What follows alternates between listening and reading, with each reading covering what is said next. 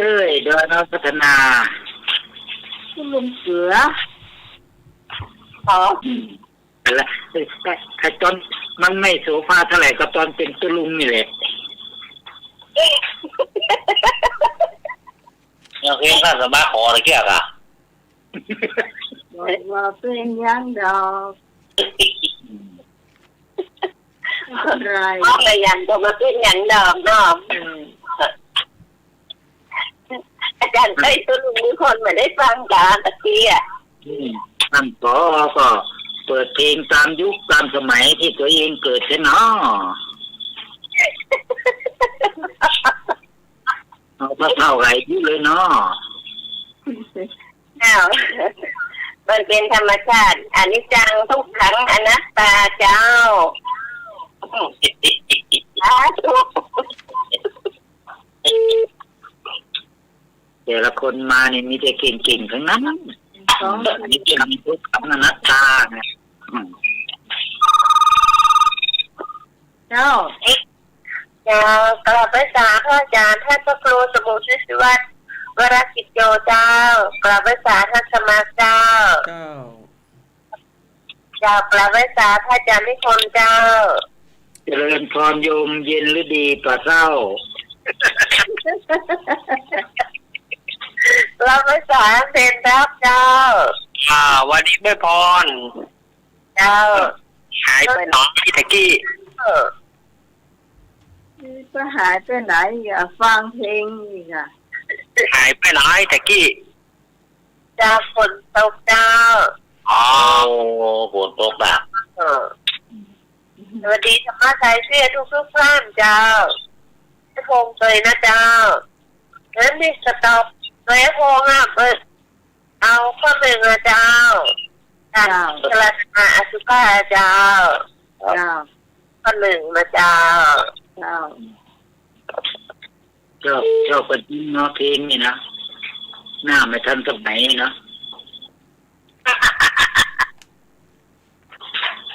าจารย์สมัครนั่งอยู่สถานีทำหน้ามันก็ทันสมัยหน่อยเนาะครับผม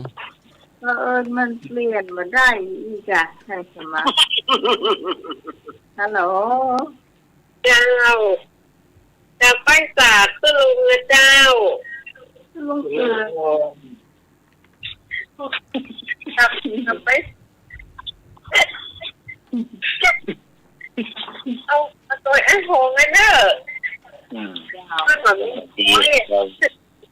เราดีตุลุงโอ้โหเต็มปากเต็มกำแต่เนาะ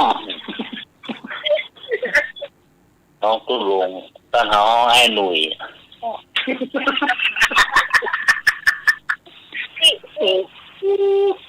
น้องไอ้หนุ่ย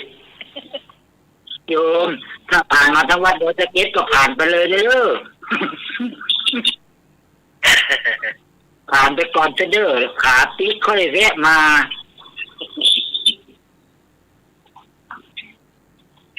ไปถามหาตุลุงเกลือเนี่ยเขาถ้าจะไม่รู้จักถ้าตุ๊กปีเกลือนี่ถ้าจะรู้จักอยู่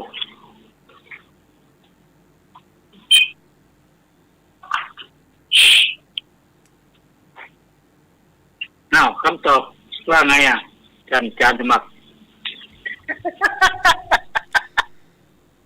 ได้กี่คนล่ะแค่ผมว่านิดหน่อยเองนะให้ทันสมัยหน่อยแค่นั้นแหละไม่เป็นไรหรอกในการกำหนดอุทธุมาตกะอสุภะหมายถึงการพิจารณาซากศพที่ขึ้นพองเป็นอารมณ์ของสมถะภาวนา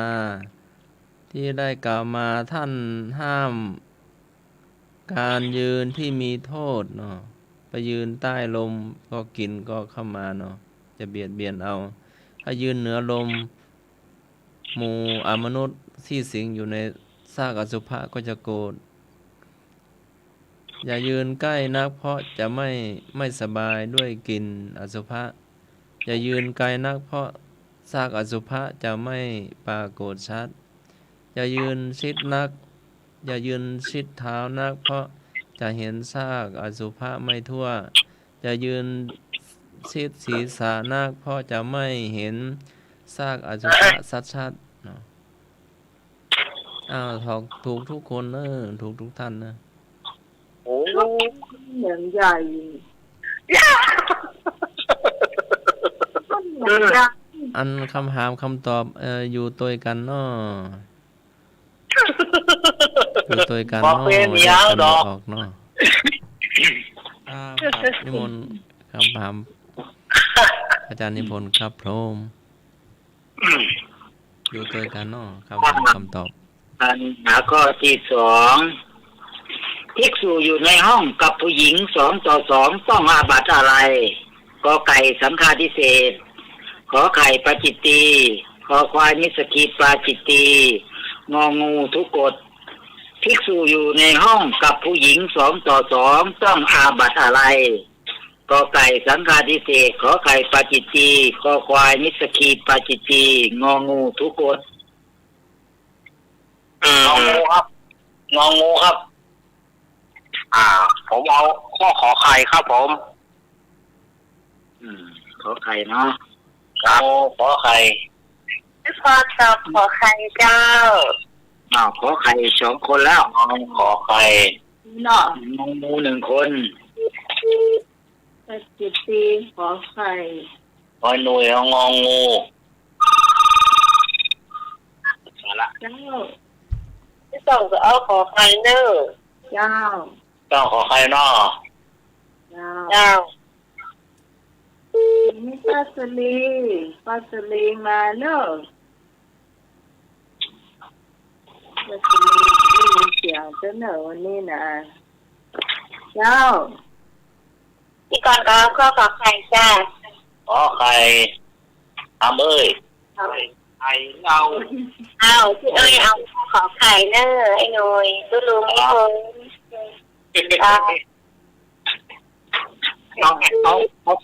เอาขอไข่ก็ขอไข่ไม่ต้องย้ำหนักหรอกขอไข่ย้ำบอกเลยตุลุงเนี่ย ให้คงเอาคอควาย ครับผม เจ้า ครับผมขอไข่นะครับ แค่กันสีดีแล้ว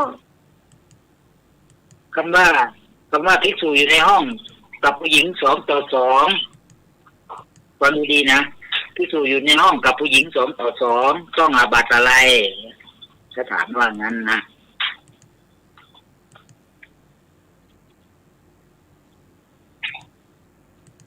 ขอไก่สังฆาทิเศษขอไข่ปาจิตตีคอควายนิสกีปาจิตตีงองูทุกกฎ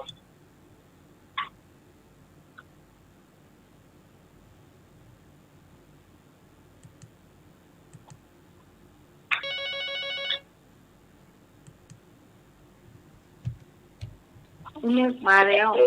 ก่อน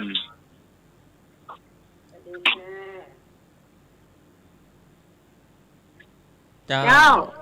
แม่มาลอยนะเจ้า แม่บัวลอย เจ้าตอบข้อขอใครเนอะ อ๋อ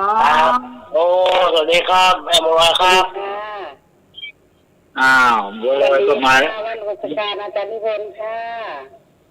เจริญพร อาจารย์สมัครเจ้า เจริญพร ราชการ อันนั้นไม่เป็นไรโยนพง เอาควายใส่เอา พระพงศ์ครับ พง พระพงศ์ประจางครับผม เจ้าอันนี้มันละกาขอควาย เจ้า เจ้า แม่บัวขอควายนอนเนาะ เจ้า เจ้า ครับบัวลอยโทรหาบวกเขียงมาขอควาย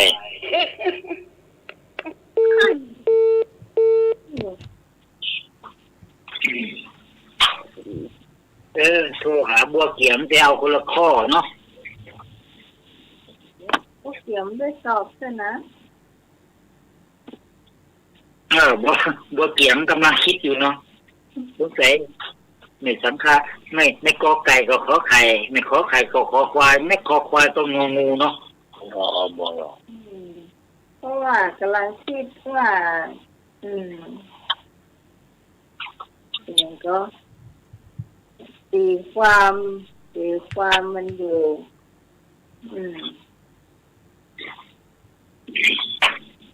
งั้นก็ไปสอบเป็นทนายเอาไปตีความอยู่ โดยตลอด มันจะบ่ได้ต้องคอควายดีกว่า บัวเกียงคอควายหม้อ เจ้า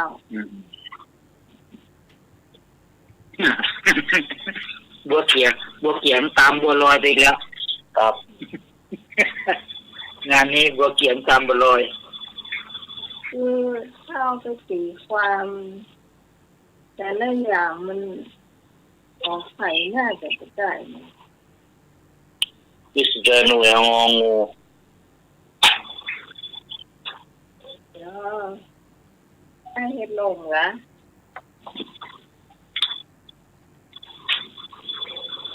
โอ้แล้ววันนี้ให้เลือกไปจังใดเดี๋ยวนี้ประกาศหาเนาะให้เลือกเนอะ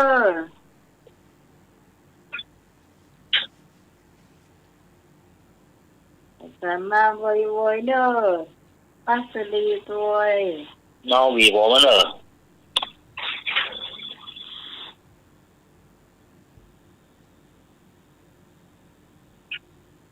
นึกลูกรอ ประกาศ เฉลยเจ้า เฉลยเนาะภิกษุอยู่ในห้องกับผู้หญิง2:2ต้องอาบัติอะไรเมื่ออยู่2:2นี่มันมีบุคคลที่3ใช่ไหมแต่ธรรมดาอยู่กับผู้หญิง2:2เนี่ยคำว่าผู้หญิงนี่นะไม่ได้เอ่ยอ้างว่าเป็นเด็กผู้ใหญ่หรือว่าเป็นคนแก่คนเฒ่าอะไรอะคำว่าผู้หญิงเฉยๆนะแต่ความผิดทางอาบัติเนี่ย ไม่ได้พูดเกี่ยวพาราสีกันเลยอันนี้ถือว่าอยู่กันแบบธรรมดาคือไม่ได้ว่าอ้างว่าอยู่กันพูดอะไรกันยังไงกันอะไรคืออยู่เฉยๆ2:2เนี่ยโดยไม่มีบุคคลที่3อยู่เลยเนี่ยมันจะผิดในข้อปาจิตตีขอไข่ส่วนสังฆาทิเศษนี่คือเกี่ยวพาราสีส่วนคอควายนี่จะเป็น ข้อย่อยไปอีกนิดนึงส่วนทุกกฎนี่ก็ไม่ใช่อันนี้ส่วนมากจะเกี่ยวกับพระภิกษุทั้งนั้นไม่เกี่ยวกับบุคคลที่3บุคคลที่4อะไรทั้งนั้นขอไข่จึงเป็นคำตอบที่ถูกต้อง แล้วแต่ที่ยังบอกว่าละอ่อนหรือว่าคนใหญ่ อาตมาก็ไม่ใช่บอกว่าจะเป็นผู้ใหญ่หรือผู้หญิงนี่ผู้ใหญ่หรือว่าเด็กหรืออะไรนี่แต่ว่าอยู่กับผู้หญิง2:2คำว่าผู้หญิงเนี่ยอาตมาไม่ใช่เฉพาะเจาะจงนะ แล้ว แต่ ไป ว่าอาตมาแล้วไปการเถียง ได้เถียงแต่เถียงมันเยอะๆอาตมาก็ไม่สู้เหมือนกันนะนิมนต์ครับอาจารย์สมัครครับ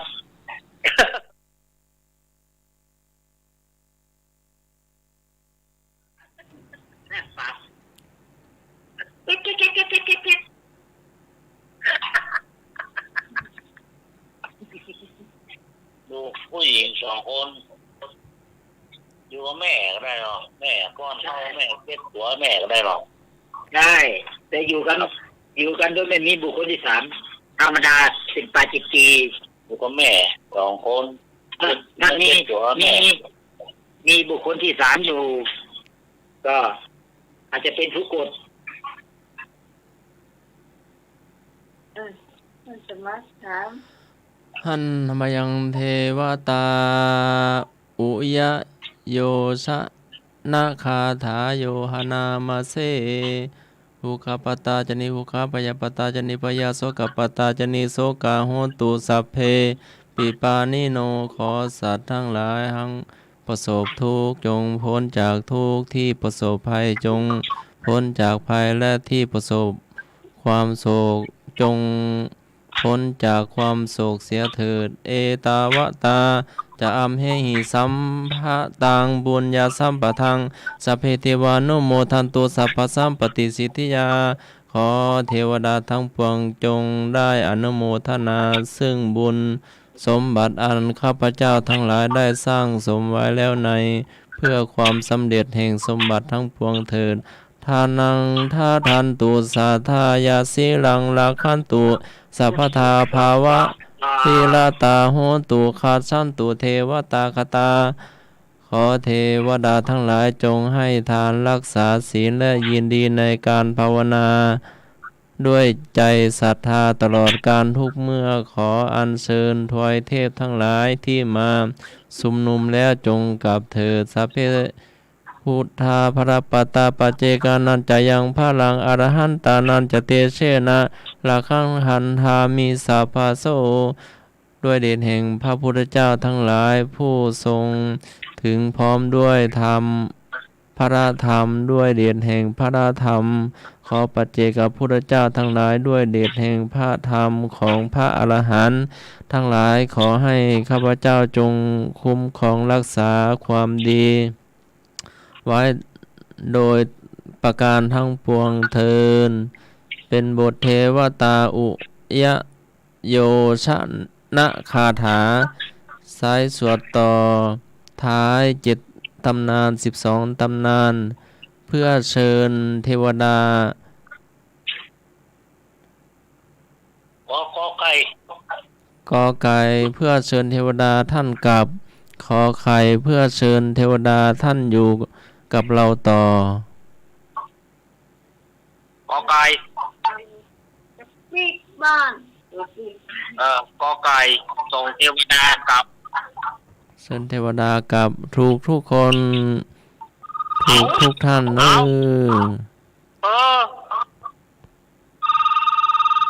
ตัวกันมานั่น ขอ ค่ะ ไข่เจ้าเชิญเทวดาเจ้า ตัวกันมาเนอะ มาต้านอย่างคนนี่ว่ะเฉลยไปแล้วกะจะเชิญท่านยานะสีโลกับพุทธีนะครับ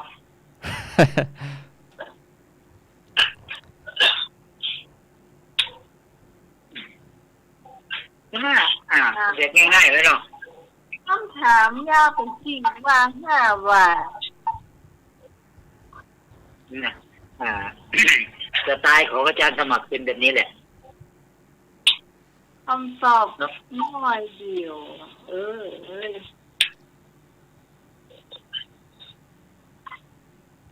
มั่นใจเอาโยงไหมไม่ต้องนั่นหรอกบ่เขียนไม่ต้องเดือดร้อนถามมาก็ตอบไปสอบถูกก็จบอย่าไปเถียง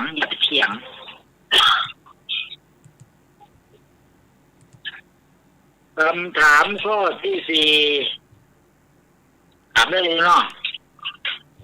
ว่าไปแล้วดีรัชฉานะโยนิแปลว่ากำเนิดของสัตว์เดรัจฉานมีอยู่กี่ประเภทกอไก่4 ประเภทขอไข่5 ประเภทคอควาย6 ประเภทงองู7 ประเภทคำว่าติรัจฉานะโยนิแปลว่ากำเนิดของสัตว์เดรัจฉาน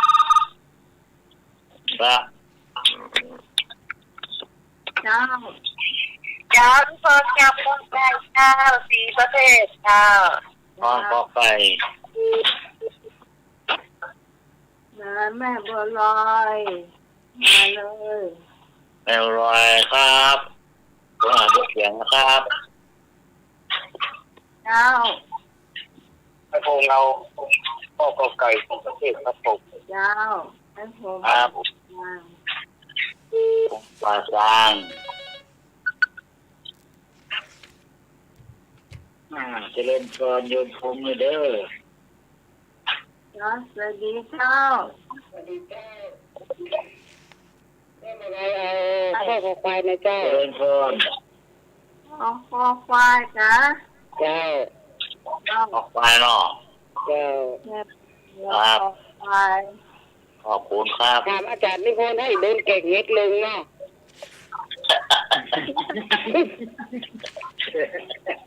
จนจำเฮ็ดได้ทุกดอกเนาะ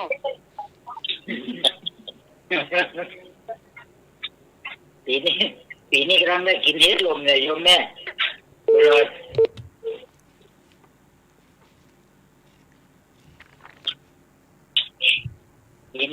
กินเห็ดหล่มโยมมาฝากมาวันตื่น คนนั้นชอบเอาเกาเหลาไปถวายเจ้า พี่ตอนจ่าพี่ตอนน้องพ่อจะใส่กัน เจ้า ตอนกอไก่ จ้า ก็ไก่ตอบว่าสีเนาะ ครับข้อหลายเหล่านี้ ได้จ้ะ ก็ไก่สี่ขอไข่ห้าขอควายหกงองูเจ็ด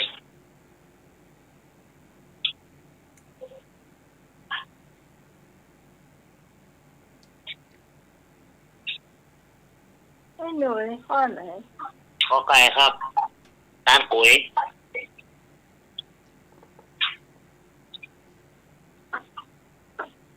ก็อื่นมีตั้งเยอะตั้งแยะไม่ตอบไปตอบตามกุ๋ย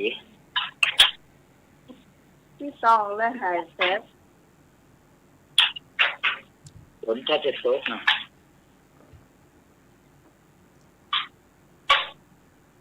ให้โต๊ะควรนะทางแปลงอะให้โต๊ะอะ อันนี้รู้สึกว่า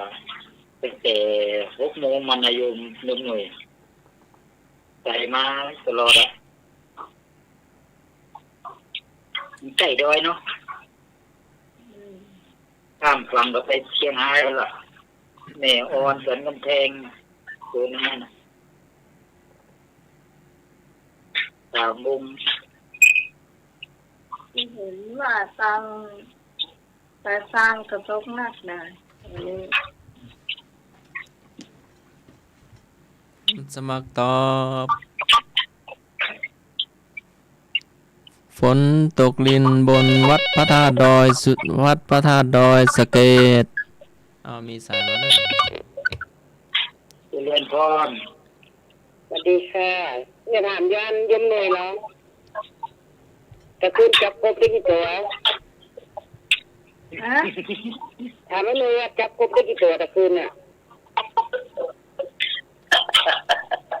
ไม่ได้จับแต่อันเกือบมันหายไปสักนี่ ก็มันไม่เป็นไรมัน ขันหนึ่ง จั ก็ บก็ไปส่งตัวกันนะ หาย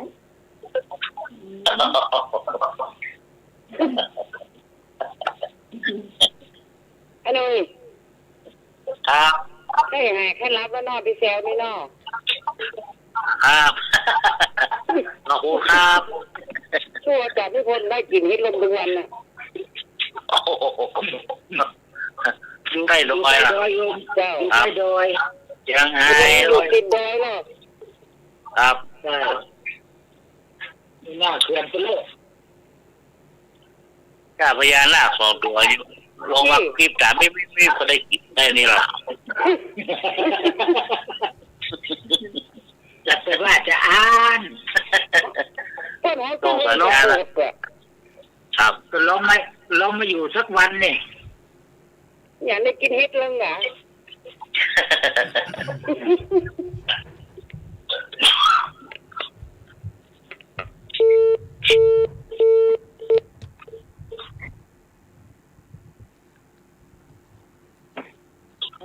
ไปเลย ปีรัชฉานนะอยู่นี้แต่ว่ากำเนิดของสัตว์ปีรัชฉานมีอยู่ทั้งหมดกี่ประเภทขอไก่สี่ขอไข่ห้าขอควายหกงองูเจ็ดประเภทที่หนึ่งอินทผขาจำพวกที่มีหญ้าเป็นอาหารมีม้าโคลาแพะเป็นต้นก็สองปูทะผขาจำพวกที่มีหากินตามพื้นดินมีไก่สุกรสุนัขเป็นต้นจำพวกที่สามจำพวกที่เกิดตายในที่มืดมีตั๊กแตนแมงมุมไส้เดือนเป็นต้นก็สี่จำพวกที่เกิดแก่ตายในน้ำมีปลา มีเต่าเป็นต้นห้าจำพวกเกิดแก่ตายในของโสโครกมีหนอนเป็นต้นคนที่ตอบขอไข่เป็นคำตอบที่ถูกต้อง ไปต่อพ่อ มีอยู่ห้าจำพวก มี5 ประเภท อันนี้เดรัจฉาน ตอบพ่อ ขอไข่มันมีครับนี่คอควาย ขอไข่รู้สึกจะมีเยอะนะ ขอไก่นะครับ ก็ไข่ทั้งนั้นเลย ขอไข่ไม่มีคนตอบ มีครับผม นี่คอควายยงพงใช่ไหม ขอควายโปงครับ แต่ว่าไม่มีใครได้คะแนนเลย ครับ แม่บัวลอย แม่บัวลอยขอควาย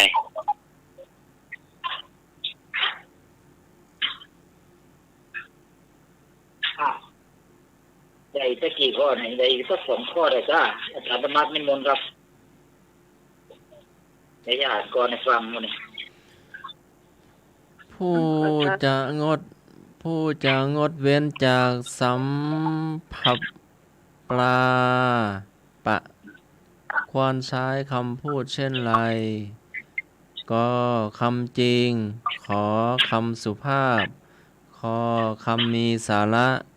งอคำไพเราะผู้จะงดเว้นจากสัมผัสปลาปะควรใช้คำพูดเช่นไร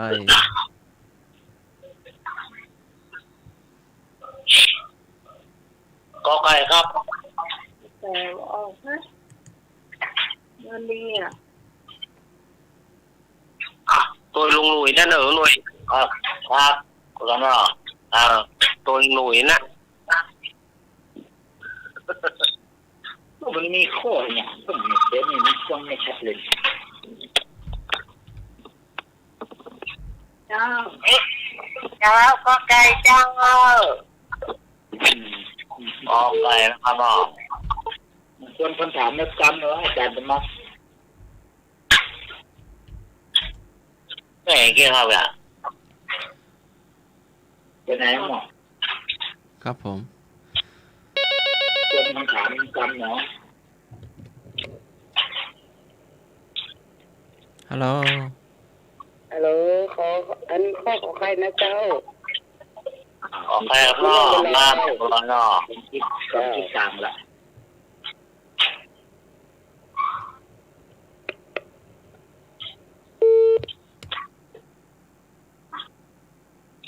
เป็นคำถามนักกรรมเนาะ ผู้จะงดเว้นจากสัมผัสปาปะ สัมผัสปาปะมีความหมายว่า พูดเพ้อเจ้อไร้สาระ ผู้จะงดเว้นจากสัมผัสปาปะ ควรใช้คำพูดเช่นไร ก็คำจริง ขอคำสุภาพ ขอคำมีสาระงอคำไพเราะความหมายของคำว่าสัมผัสปาปะ หมายถึงคำพูดเพ้อเจ้อ พูดความจริงเลยเนาะเจ้า พี่ก่อนเอาข้าวไก่จ้ะ ตอนขอไก่เนาะ เจ้า จริง ใครไม่ถูกเอาข้าวไก่ถ้าไม่ถูกก็เอาข้าวไก่อีกเนี่ย ครับความจริงเป็นสิ่งที่ดี เจ้า ไอโฟนเอาขอไข่เมื่อ โอ้ขอไข่มาข้างนอก ครับผม ขอไข่ อาจารย์สมัครครับ ครับผม เจ้า ไร้สาระมาอยู่ข้อไหน เอาไก่ก็ชอบ ข้อความไร้สาระไม่มีในนี่ครับ มีแต่กอไก่คำจริง ขอไข่คำสุภาพ คอควายคำมีสาระ เดี๋ยว งองูคำไพเราะ นี่ที่สองกะ ผู้จะงดเว้นจากสัมผัสปาปะ ความหมายคือคำพูดเพ้อเจ้อเนาะ อ๋อ ความหมาย ตอบข้อควายเด้อ ขอสอบ คำ สัก พูด วั เพ้ น อเจ้อควรใช้คำพูดเช่นไรเนาะ ใช่ขอสอบก็ขอ ผู้ ควาย ง ดี ด กว่า เว้นจากสัมผัสปาปะ คือคำพูดเพ้อเจ้อควรใช้คำพูดเช่นไร ผู้จะงดเว้นจากพูดย่อๆเนาะผู้จะงดเว้นจากคำพูดเพ้อเจ้อควรใช้คำพูดเช่นไรเนาะครับ ถ้าแบบคำถามแ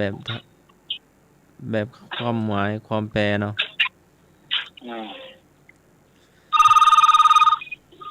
ไม่ถูกคำเพ้อเจ้อคนพูดสิ่งคิดไรนี่เนาะ ไปก่อนย้ายไปโคควายเด้อ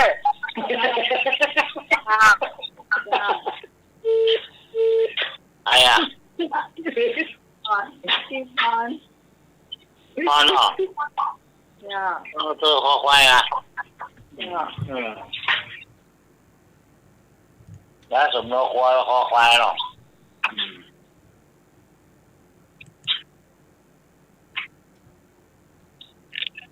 อย่างบาลีคำศัพท์ไทยอย่างนี้ ฟังให้ดีนะครับคำพูดเพ้อเจ้อนี่หมายความว่าไงหมายว่าพูดเรื่องตัวไปไม่เห็นรักได้ฐานไม่เป็นเรื่องเป็นราวจะพูดได้ก็พูดไปพูดจำความได้ครับไม่ได้ครับต้องเนี่ยหมายความว่าพูดเชื่อ บ้านไปนี่หรอก จะบ้าหรือไม่บ้าก็ไม่รู้เลยจับใจความไม่ได้นั่นเดี๋ยวอาจารย์ก็มาแก้ตึงเลย จะได้ข้อต่อไปสุดท้าย สัมผัสปาปะการพูดเพ้อเจ้อไม่เป็นสาระสัมผัสปาปะคือพูดเพ้อเจ้อเลวไหลไม่เป็นสาระเมื่อแยกแล้วได้สองบทคือสัมภะแปลว่าทำลายประโยชน์และความสุขปาปะแปลว่าการกล่าววาจาเมื่อรวมกันแล้วสัมผัสปาปะแปลว่าการกล่าววาจาที่ทำลายประโยชน์และความสุขดังมีวจะนัตถะว่าวาจาอันใดย่อมทำลายประโยชน์และความสุขวาจานั้นชื่อว่าสัมภะสหิตสุขังภารติวินาเสติติ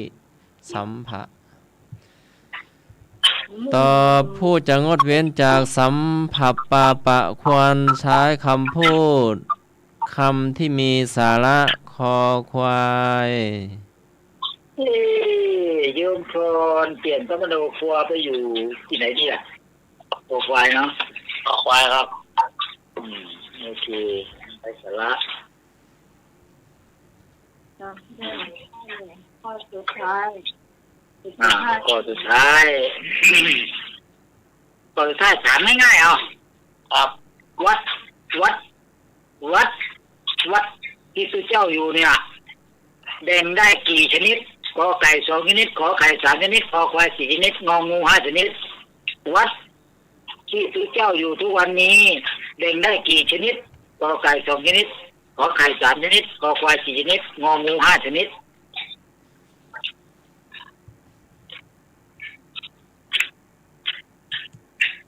ดัดจริงวะจำเนียน ครับ ดีชนิดดี 4 ชนิดครับ น้องแอนที่พ่อเจ้าขอไข่3 ชนิดเจ้า ขอไข่ ระหว่างเนียนกับโยมคนละความคิดอ่ะเนาะ จ้าพระเจ้า ให้ผมตอบขอใครโดยที่พอเนอร์ ครับ ขอไข่2คนแล้ว ของป่าช้างนอนกอไก่ขอไข่นี่เรากอไก่เลยค่ะ เจ้า ข ขอไข่คอควายมีแล้ว ตอนเอาข้อกอไก่จ้ะ ขอไก่ก่อน ขอไก่1 คนละ 2 คนดู เอาข้อไหน หน่วยกอไก่ ต้องหน่วยต่อกอไก่เนาะ ครับ ขอไก่2 คนคอควาย1 คนงองูนี่ถ้าจะไม่เข้าอยู่ในนั่นแหละเนาะเจริญพร ข้างงูได้ค่ะแม่บัวลอย อ้าว บัวลอยงองู แล้ว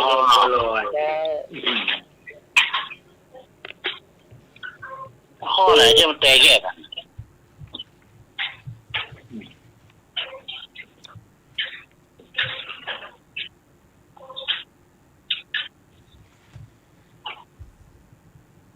2 3 4 2 3 4 5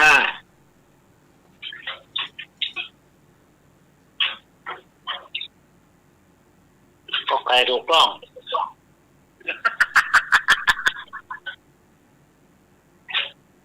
ต้องถามช่วยอย่างก็ ถามว่าวัดที่สุเจ้าอยู่เนี่ยแบ่งได้กี่ชนิด2 3 4 5อ้าว ก็ น้องชนิด เดินไม่กี่ชนิดอยู่ที่วิหารก็ได้หรอกอยู่ที่ก็ได้หรอก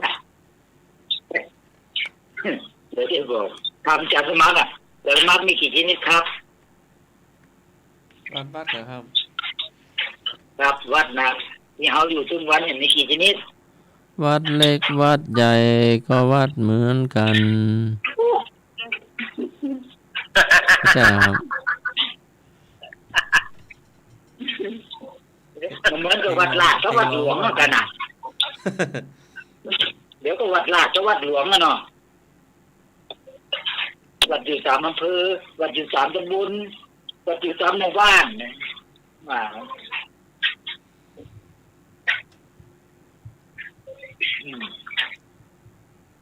จะ10 โมงแล้วเนาะเฉลยเลยเนาะครบทุกข้อแล้วนี่หมายว่าไงเฉลยเนาะ เจ้า วัดแบ่งออกได้ ดังนี้ 1.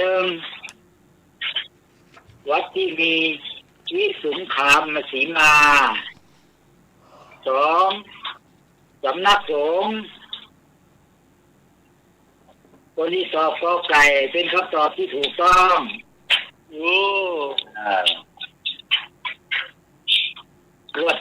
วัดที่มีวิสุงคามสีมาเขาเรียกสำนักสงฆ์ทั้งนั้นแหละมันจะมี2 อย่างแต่ในใจสงสัยไม่วัดลาดกับวัดหลวงแน่นอนมี2 อย่างใช่ไหมแต่จริงๆมันเป็นวัดที่มีวิสุงคามสีมาและสำนักสงฆ์มี2 ชนิดฉะนั้นก็คงวันนี้ก็ปัญหาธรรมะคลายเครียดวันนี้ก็เครียดบ้างไม่เครียดบ้างเนาะถูกบ้างไม่ถูกบ้างก็ยังดีก็ได้เป็นประดับสติปัญญาของญาติโยมธรรมะคลายเครียดทุกคนอันนี้ก็ใกล้วันแม่กันแล้วเนี่ยก็จะเอาพระคุณแม่มากล่าวสักนิดสักหน่อยสัก2 3 บทพระคุณแม่แท้เลือดฟ้ามหาสมุทรบริสุทธิ์แสนล้ำค่ามหาศาล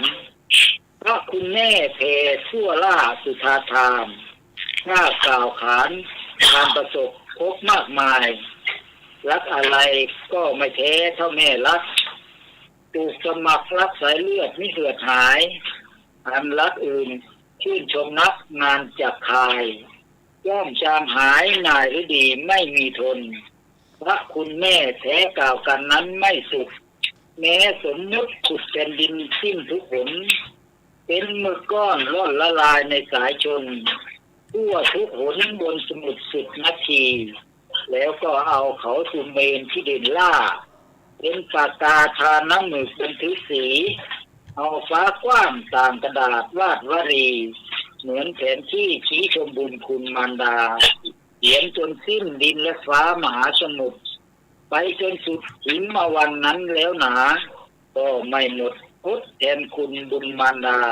จึงนับว่าใหญ่ยิ่งกว่าสิ่งใดเอ่ยขอกราบนมัสการท่านผู้อำนวยการสถานีท่านอาจารย์สมัครยานกิโลสวัสดีท่านเนรรักษ์ ครับ เชิญ ผม พรโยมหนุ่ยโย ครับผม ยังแล้วก็โยมคำเอ้ยโยมคำบางโยมเย็นฤดีปาเศร้าโยมจอมศรีป่าบงแล้วก็โยมพงบ้านแซมขอเจริญพรสาธุสาธุอาโนทุพังพระลัง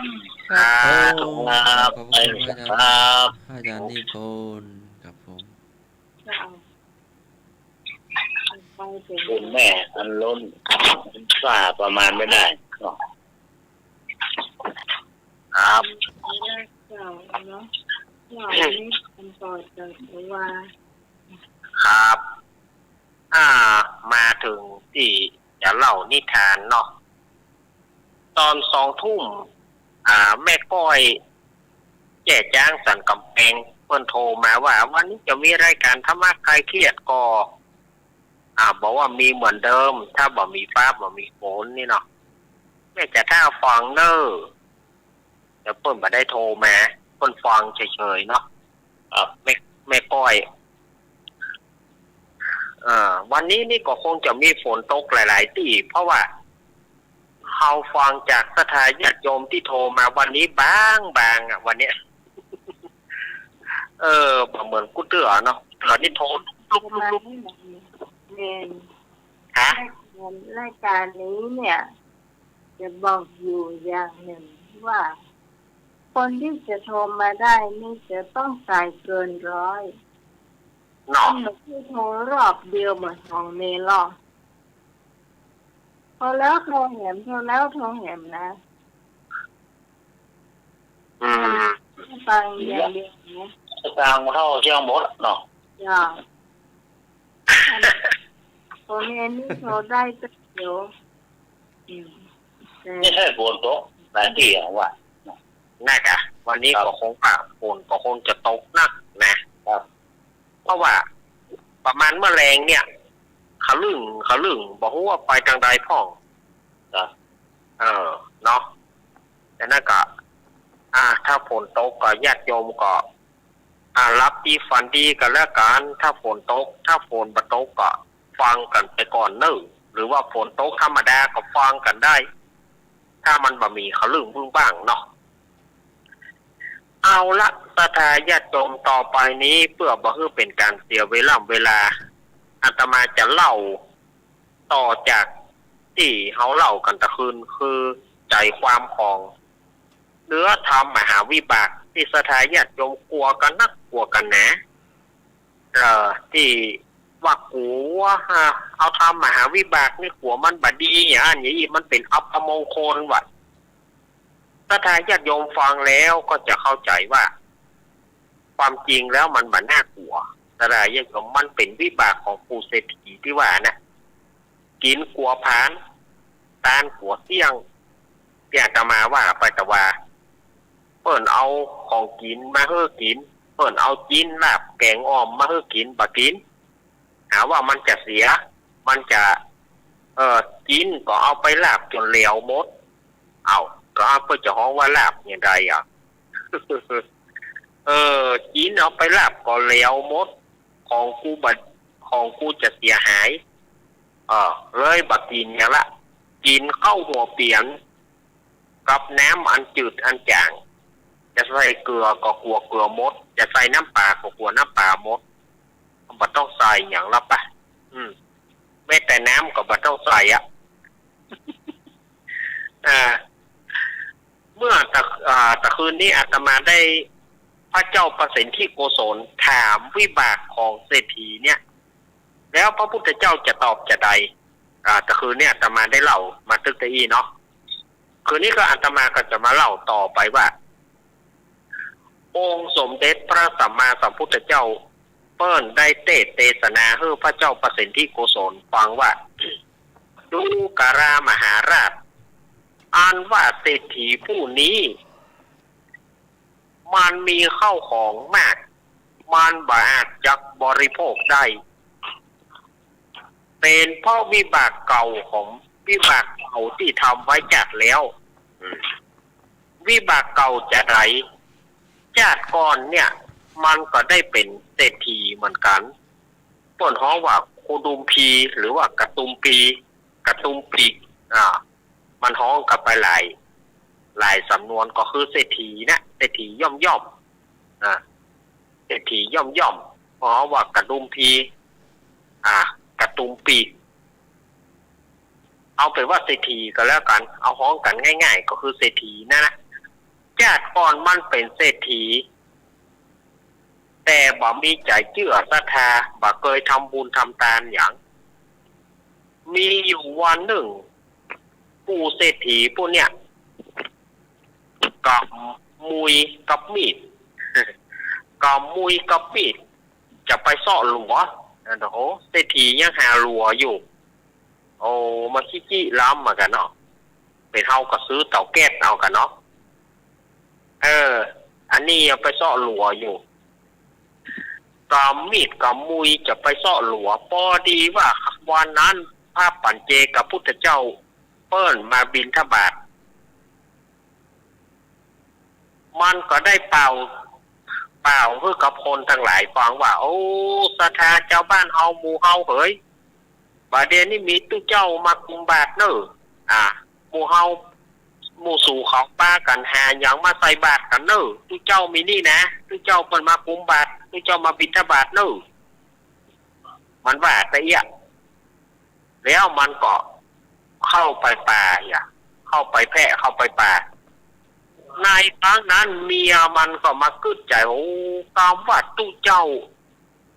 เขาบอกเคยได้ยินว่าตู้เจ้ามาบิณฑบาตที่นี่เมียมันก็เลยไปพอเมื่อเมียมันไปหันโอ้อันเนี้ยกับเปิ้นฮ้องว่าตู้เจ้าอันเนี้ยกับเปิ้นฮ้องตู้อันเนี้ยกับเปิ้นฮ้องเนนโอ้เปิ้นมาบิณฑบาตหน้าบ้านหน้าจองเขาก็มีใจเลื่อมใสให้ใส่บาตรเมียมันก็เอาข้าวน้ำอาหารไปใส่บาตรเพื่อกับพระปัญเจกับพุทธเจ้าและภิกษุสามเณรพอดีว่าปู่เศรษฐีเนี่ยมาพอดีแสดงว่าพระปัญเจกับพุทธเจ้านี่อยู่หั่นเมินกันพระปัญเจกับพุทธเจ้าถ้าจะอยู่หั่นเมินเหมือนกันนะเมียมันใส่บาตรแล้วพอดีว่าเศรษฐีผู้เนี่ยมันลูกแพะมามันก็มาถามว่าโอ้ตู้เจ้านี่บ่ไปเตื้ออย่างอยู่นี่เมินลำเหลือตู้เนาะเอากำเมืองเอานะตู้ได้อย่างนักน้อยก็ได้ของกินนักก็พอหรอมันก็เปิดบาตรพระปัญเจกับพุทธเจ้ามันหันเข้าน้ำอาหารมันหันเข้ากับอาหารเมียมันใส่บาตรมันก็เกิดความกินแหน่งใจว่าโอ้อ่านว่าเข้ากับอาหารอันนี้นะถ้าเอาเพื่อเฮากินก็จะเป็นประโยชน์แก่เฮาอิ่มท้องเฮาหรือว่าจะเอาเพื่อลูกน้องป้องไปเฮากินก็ยังมีประโยชน์กว่าอันนี้เอาเพื่อตู้เจ้ามูนี่กินมาได้ความกินแล้วก็รับกินแล้วก็นอนให้ลองมาอยู่สัก7 วันบ่หรอกเอามาให้ตู้เจ้ามูนี่กินมาได้ความโดยเฉพาะตนที่มันเจ็บเนี่ยต้องมาได้ความไปใหญ่อัลลอฮ์ให้เอ๋ยให้มาบวชสัก7 วันไปให้ปะเอาว่า3 วันนี่ให้ออกปากกันนี่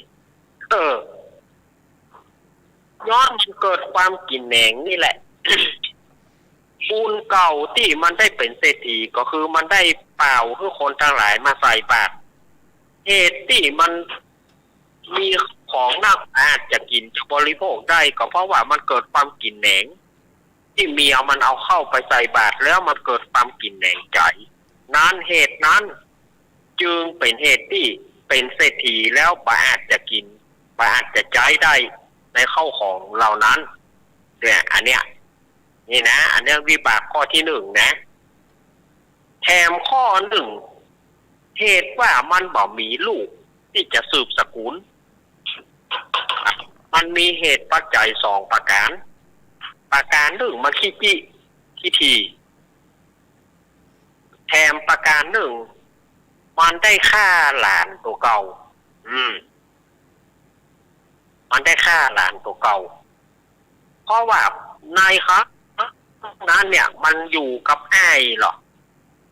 เศรษฐีคนเนี่ยมีอ้ายอยู่คนหนึ่งแล้วก็อ้ายเนี่ยมีลูกติดอยู่เมินไปผู้เป็นอ้ายนั่นก็เกิดเบื่อหน่ายในวัฏสงสารเบื่อหน่ายก็เลยขอลาไปบวชเป็นฤาษีอยู่ในป่าแล้วก็เพื่อนผู้เป็นน้องเนี่ยเลี้ยงลูกบอกว่าไอ้ขอฝากหลานไว้เนอะเข้าของต่างๆไอ้ยกคือกินเหียแล้วคือกินพอหลานเนอะเลี้ยงหลานเศรษฐีคนนี้ก็เลี้ยงหลานเลี้ยงหลานมีอยู่วันหนึ่งละอ่อนน้อยผู้เป็นหลานเนี่ยก็เตียวไปเตียวมาก็ไปหันเตียวไปเตียวมาก็ปากก็ฮ้องว่าอันนี้ก็ของป่อข้ารถกันนี้ก็ของป่อข้าล้อกันนี้ก็ของป่อข้างัวควายก็ของป่อข้ารองเข้านี่ก็ของป่อข้าเพื่อนก็ของป่อข้าด้วยความไร้เดียงสาของละอ่อนมันก็ว่านี่เนาะเอาอันของป่อมาอย่างอย่างเข้าของเรานี้มันเป็นของป่อข้าลูกเอาอย่างเอาถึงได้เอามาเป็นของเอาละอ่อนมันไร้เดียงสามันก็ถามไปอย่างอีกส่วนว่าเศรษฐีผู้เป็นผู้เป็นเนี่ยก็เลยบอกว่าโอ้ไอตัวนี้ปากบะเสี่ยงสีน้ำนมเถอะขนาดว่ามันใหญ่บะตันแล้วด้วยนะมันยังอู้สามหาวอย่างอีกมันยังว่าอันใดก็เป็นของมันเนี่ยหมดต่อไปเมื่อมันใหญ่มาแล้วเข้าของต่างๆมันก็จะยึดเอาเป็นของมันเหียการบ้านมันก็จะเอาให้คนอื่นฉะนั้นบ่ได้เขาต้องตัดไฟตั้งแต่ต้นลมควรฆ่ามันเหียนี่เสร็จแล้ววันหนึ่งมันก็ออกอุบายว่าหลานไปเอาปะไปเอาหาป่อที่ในป่าแล้วมันก็ปาหลานไปแล้วก็ไปบิดคอหลานแล้วขว้างในป่าช้าแห่งนั้นเหตุดังนั้นมันจึงบ่มีลูกที่จะสืบสกุลแล้วเมื่อมันตายไปในครั้งนี้เนี่ยก็จะไปตกนรกขุมละ500 จาดสถาญาติโยมจะไปตกนรกขุมละ500 จาดแล้วก็จะมาเกิดเป็นเปรตเกิดเป็นเปรตแต่อย่างละ500 จาดแล้วจะเกิดเป็นสัตว์เดรัจฉานอย่างละ500 จาดบอกว่าจะเป็นเป็ด500 จาดไก่500 จาดหมู500 จาดหมา500 จาดวัว500 จาดควาย500 จาดช้างม้าเสือสิงกระทิงแรดอย่างละ500 จาดแล้วจะเกิดไปเป็นยักษ์แถม500 จาดแล้วจะเกิดมาเป็นคนง่อยเปี้ยเสียขาแถม500 จาดมาเกิดเป็นคนขี้ตูดกุดถังมาเนอะถ้าพูดบาเดียวภาษาบาเดียวเพราะเขาว่าโรคเรื้อนเนาะบ้านเฮาสมัยก่อนเขาว่าขี้ตูดอันที่มือกุดนั่นนะที่อันตีนกุดมือกุดนั่นนะจะได้เกิดเป็นมูขี้ตูดแต่500 จาดแล้วจะมาเกิดเป็นคนหูหนวกตาบอดจะเกิดเป็นคนแข้งกล้าขาสึงจะมาเกิดเป็นคนตุกคนอยากแถมอย่างละ500 จาดอันเนี้ยคือคำวิบากคำว่าวิบากตัวเนี้ยมันเป็นวิบากของปูเศรษฐีสถาญาติโยมฟังให้ดีปัจจัยเป็นวิบากของสถาญาติโยมสถาญาติกลัวกันนักกลัวกันนะที่อาตมาเคยเทศน์คำภูมินี่มาเนี่ยมีการกลัวขึ้นมานะว่า ทำมหาวิบากนี่ฆ่าคนตายทำมหาวิบากเนี่ยเอาไปเตะในกระต่ายหั่นแต่มันบาดใจมันบาดใจวิบากนี้คือวิบากของเศรษฐีที่เปิ้นเอามาเล่าแล้วพระพุทธเจ้าเปิ้นก็เลยบอกว่าผู้ใดได้ปุ๊บได้ตีสัตว์ทั้งหลายผู้มีกุลเช่นว่างัวควายย่างนะฮะผู้นั้นได้ไปเกิดเป็นเจ้าเข็บแมงป่องผู้ใดเวลาว่าตู้เจ้าเปิ่นมาบินทบาทแล้วทำบาหันทำบาได้ยินผู้นั้นเกิดมาแถมภาวะจติหนึ่งจะได้เป็นคนหูหนวกตาบอดสุมาเนอะอันนี้ในธรรมเปิ้นว่านะปัจจัยเฮาว่านะจะได้เกิดมาเป็นคนหูหนวกตาบอดผู้ใดได้ทมน้ำลายย่อเปิ้นได้ทมน้ำลายย่อคนอื่นหันคนอื่นที่ไหนทมน้ำลายประชดประชานเปิ้นผู้นั้นจะได้เกิดเป็นสุมาเนอะอันนี้ในธรรมเปิ้นว่าอีกนั่นคือใจความของธรรมมหาวิบากซึ่งโมดตึงบอนที่ อาตมาได้เอามาเล่าคือตถาญาติโยมฟังอันนี้หายกลัวกันเนี่ยเนอะจะไปกลัวเนอะคือวิบากเนี่ยมันเป็นวิบากของปู่เศรษฐีพระเจ้าประสิทธิโกศลได้ฟังธรรมผูกนี้แล้วก็เกิดความเลื่อมใสแล้วก็ถึงวันผูกก็ฮือตานรักษาศีลภาวนาแล้วก็อุทิศบุญไปถึงเศรษฐีผู้นั้นแต่เขาจะได้รับหรือไม่อันนี้ก็ขึ้นอยู่กับวิบากของวิบากและก็กรรมที่เศรษฐีคนนั้นได้ทำไว้อันนี้เป็นใจความของธรรมมหาวิบากในอมตะนิทานธรรมเรื่องมหาวิบากที่อาตมาเอามาเทศอาตมาภาพหวังว่าที่อาตมาได้ว่าไปแล้วอาจจะเป็นประโยชน์แก่ศรัทธาญาติโยมปานนักก็น้อยศรัทธาญาติโยมฟังแล้วอันใดที่มันเป็นสาระก็ญาติโยมก็เก็บไปแล้วเอาไปเล่าให้ลูกหลานฟังได้อันไหนที่มันบ่มีสาระบ่มีประโยชน์ญาติโยมก็บ่ต้องเก็บมันไว้เอาขว้างไปฟังแล้วก็ผ่านหูไปขอศรัทธาญาติโยมเฮาได้ในวันนี้ขอศรัทธาญาติโยมได้สำเร็จในธรรมมรรคผลสีนิพพานหนึ่งเหมือนกันจุผู้จุคนนั้นจงจักมีการแสดงนิทานธรรมก็จบลงเพียงเท่านี้ขอศรัทธาญาติโยมเฮาอยู่ดีมีสุขเหมือนกันเด้อ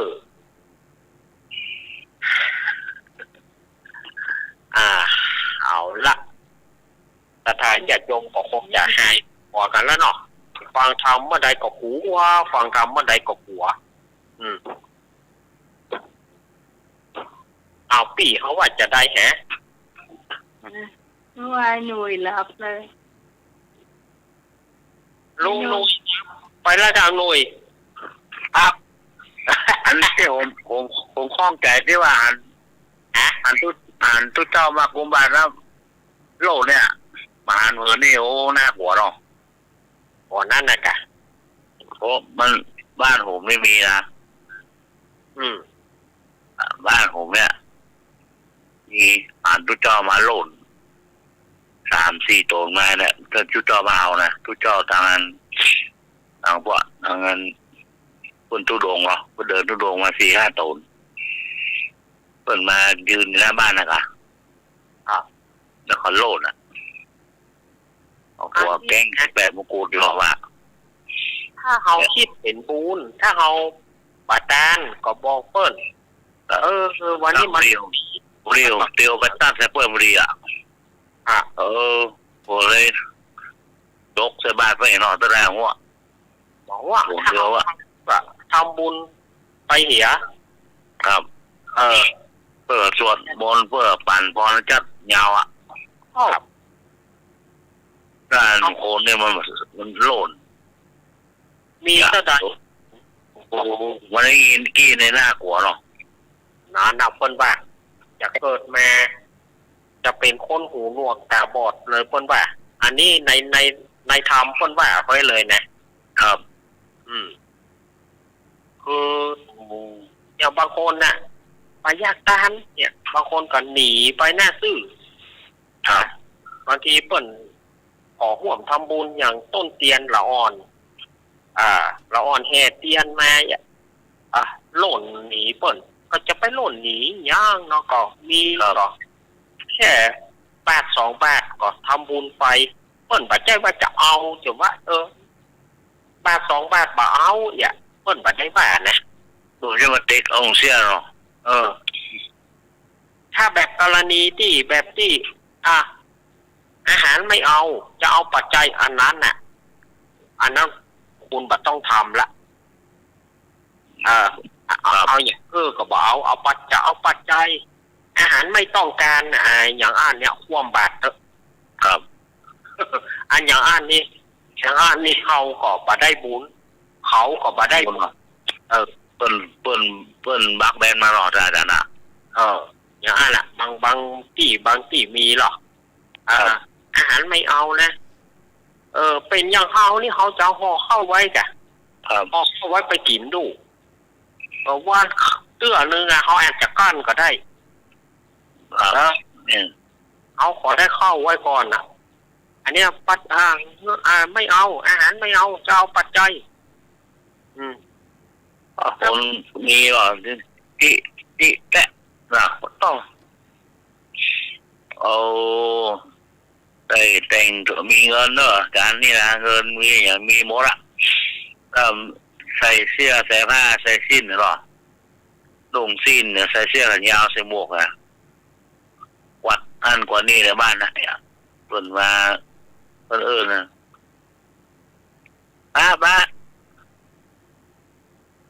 ป้าทำบุญก่อนก็แค่ไปอยู่อย่างแต่ก่อนมันมีร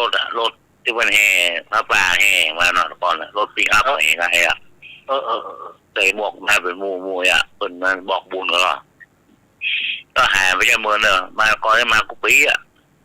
เจ้านายไปอยู่สร้างนี่หรือบอกติ๊กเจ้านายไปอยู่ว่าเป็นลูกน้องเพื่อนสิเนี่ยแล้วตัวเขานี่เป็นคนมีเงินเป็นเจ้านายคนทับใจก็ไปว่าอย่างนี้ก็มีเนาะแต่กรณีแบบที่เขาเอาจ้างมาครอบอันนี้อาตมาเองป่าทำติ๊กเนาะอย่างไรก็ตึงบอกเอาอ้อยมาขายเอาอ้อยมาขายอย่ามาขายอันนี้นะอาตมาว่าซื่ออาตมาบอกเลยแหละเอ็นดูจ้างนี่เอ็นดูแต่จองโคนห้ำจ้างเอาอ้อยก้อมเดียวคือจ้างกินครับเอามาพอต้องจ้างกับอ้อยเนี่ยมันบาดสมดุลกันนะลุงนุ้ยเป็นอ้อยก้อมเดียวมันกินมันจะไปปออย่างไปปอว่ากันเนาะเปิ้นจะเอาอ้อยเล่มเปิ้นฟันต้นอ้อยบอกมันบักกินน่ะของมันกินของมันมากไม่จะตายอย่างมันจะบักกินมาแล้วนี่มันมานอนมาพักที่วัดนี่หรอพักนี่เมื่อหลายปีก่อนละเป็น10 ปีละพอดีว่าโยมที่หิมวัดเนี่ยหวานอ้อยติ๊กหวานอ้อยติ๊กตัวนี้ดูจ้างเนาะมันบักกินนี่อย่างมันจะบักกินของเปิ้นกินเอาเป็นต้นเจ้าบ้านเหรอแจ้งไปแล้วเหรอแจ้งไปแล้วเหรอปัจจัยสี่มีหรเอา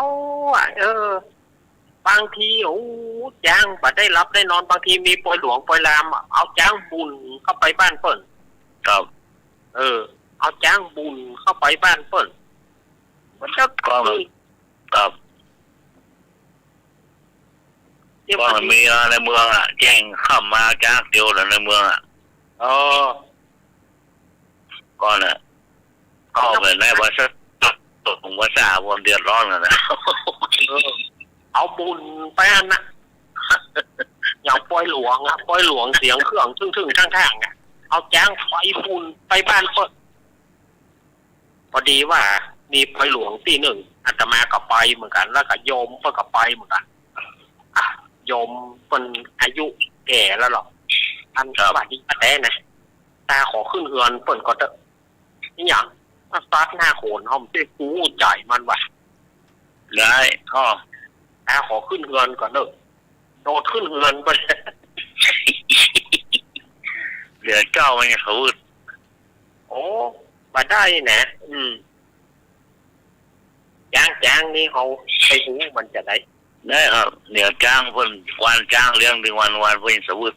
ปุ๊บออกมาเลยที่ผังจ้างที่ไม่วางที่ค่าควานมันนะผังจ้างไม่วางนี่ก็ประมาณได้สัก2 ปี3 ปีเนี่ย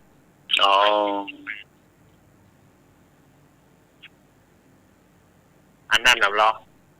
ที่เอาจ้างแสดงอ่ะเอาจ้างมาแสดงพอดีว่าที่ยิมบ้านเนี่ยบอกก่อยจากบ้านประมาณเท่าไหร่เอาจ้างมาแสดงและแถมคนหนึ่งมันเมาเหล้าเอาไม้ไปฟาดคนน่ะเอาไม้ไปฟาดเล่นแหละบอกจะมันจะเป็นอย่างมันมันมาถึงเวลา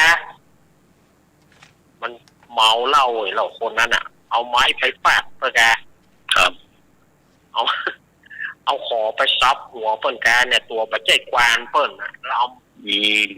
อย่างกำมันมิ่งอ่ะครับเอางวงเข้าหวานแล้วฟาดกับมันกลางสนามมาแตกกันตึ้งถูกไหมฮะมีเหลือเนาะพ่องก็ขี้พ่องก็เหนียวพ่องก็หุยมันดุ้งเหรอแต่ดุ้งลูกเอาฟาดซองหน้าซองตานะเอาไอ้คนนั้นนะคนที่เงี้ยขึ้นมันนั่นน่ะมันจำขนาดหอก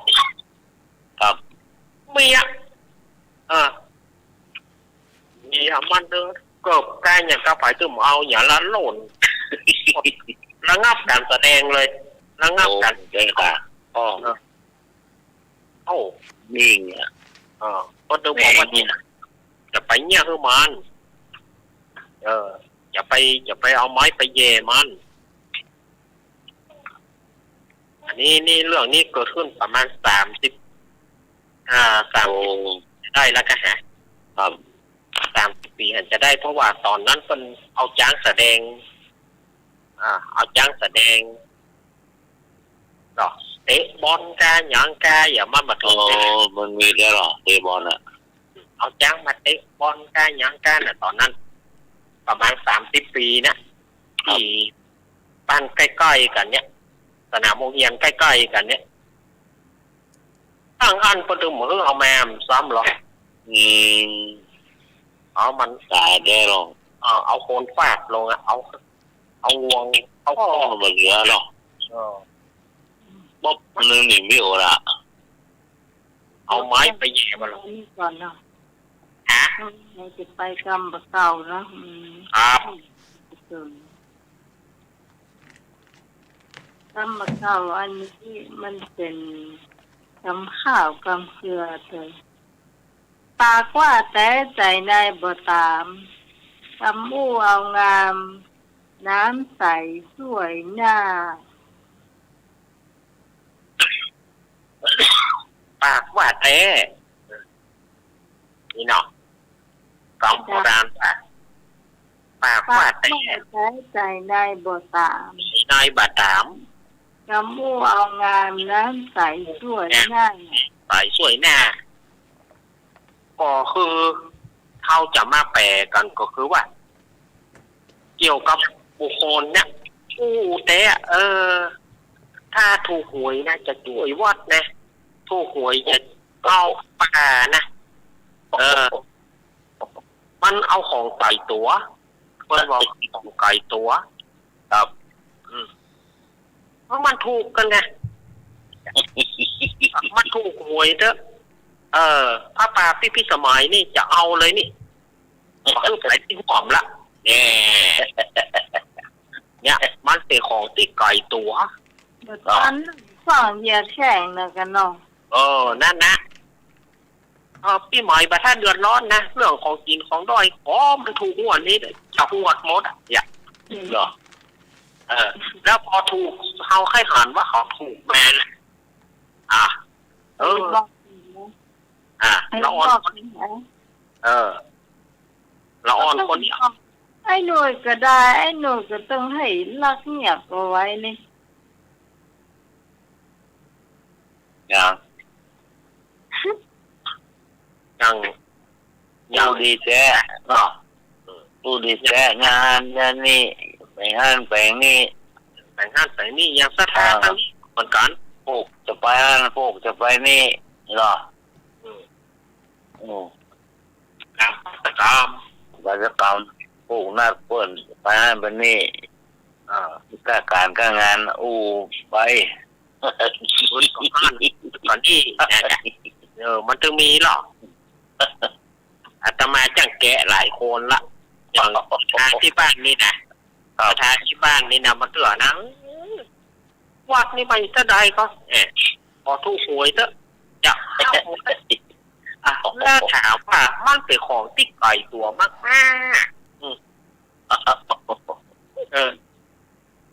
แล้วก็ว่าถ้ามีบ่ฮื้อไผห่วมสักคนละจะฮับหมดและถ้าเขาถูกแม่ถ้าเขาถูกแม่เนี่ยเขาอยากจะหันเหมือนกันนะว่าถ้าเขาถูกเขาจะตามนั่นก่อนกระเดียวกันจะพอเสี่ยงตะอันอันนั้นทกสเอาไปตะอันละอ่อนเอาไปตะอันรถพึ่งหรอเนี่ยมันเป็นการที่ว่าไปคนที่ถูกหวยบ้านดอนปันนี่หรอวันที่1นะเดียววันนี้เราไม่ลืมเราเพราะว่าไม่ลืมบ้านไหนโง่วันที่1จ้าได้ติดตามเนี่ย5 แยกเนี่ยนั่นสอซื้อใบหวยวันนี้ไม่ลืมเลยบ้านไหนโง่วันที่1ครับโอ้โหกูเตือนไปทางอีสานของก่อนในอีสานนักทางอีสานส่วนมากนะทางอีสานนี่นะนักวันที่1ไว้คุณนักครับแม่น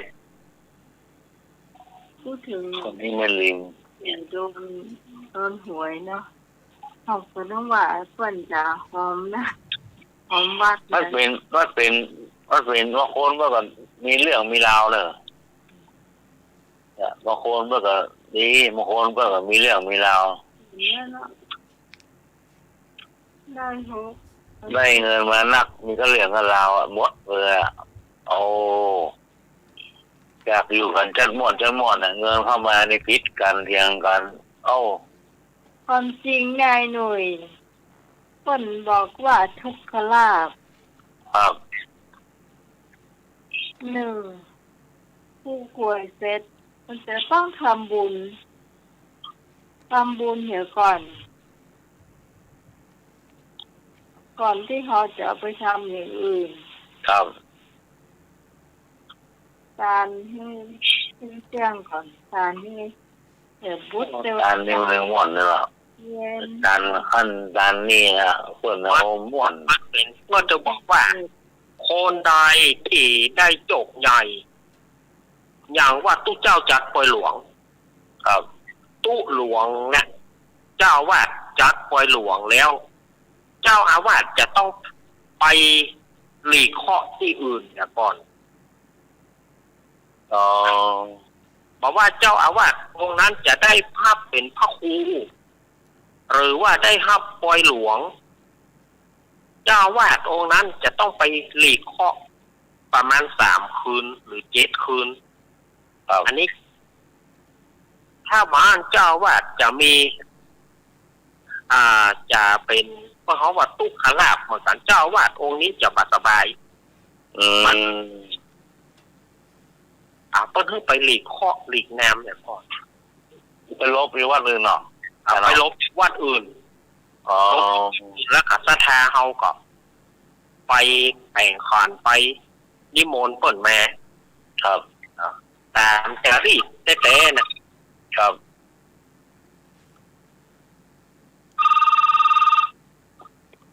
เจ้าการโยมหลวงตาโอ้เข้าท่าดีแล้วเนี่ยที่ที่สมเด็จผู้เนี่ยครับเข้าท่าดีเนี่ยครับผมครับผมเคยคิดเรื่อยไอ้ทุกหวยอยากจะทำบุญนะไอ้เราเป็นอู้เรื่อยแล้วอู้ก็มาจนชาติก็อู้เรื่อยมันเป็นจริงไงเป็นข้อมูลมันมีข้อใช้ได้ทางเรื่องงานเนี่ยผลมันลุกขึ้นอยู่เลยวันเนี่ยผลมันนั่นลงกันด้วยมันนี่ก่อนนะครับผมนมัสการครับครับหลวงตาบุญลอยให้หมดอ่ะการเย็นอ่ะลอยเชียงดาวเนาะน่าจะว่าฟังโม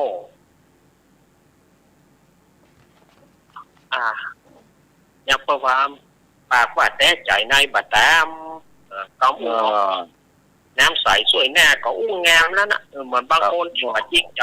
งามมากเนาะอย่างมันต้องมีแบบอย่างประเดียวก็ต้องมีรู้การมีนักโค้มันเดียวมีนักลงข้าวฮะหรอเดือดร้อนเลยเดือดร้อนกันดีเนี่ยแต่งตัวรถมาเปี้ยกันอันนี้เนี่ยว่าใจไปได้เอาใจไปได้เนี่ยไอ้นะครับการแล้วยังได้บ่เตื้อเนี่ยครับภาพผมเข้ากับผมภาพละเนี่ยอย่างละ